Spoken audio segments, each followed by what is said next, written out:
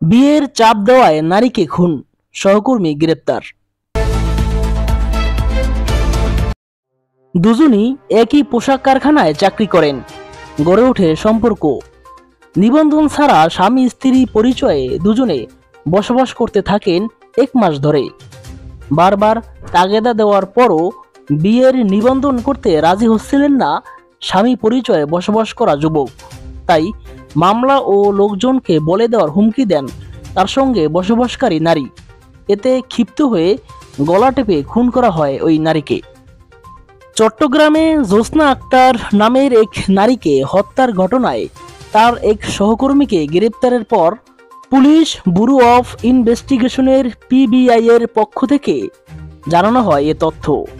গতকাল রোববার নগরের চন্দাগাঁওয়ের মোহরা এলাকা থেকে নয়ন বড়ুয়া বয়স 29 নামের ওই যুবককে গ্রেপ্তার করা হয়েছে। অন্যদিকে জ্যোৎস্না আক্তারের বয়স 30।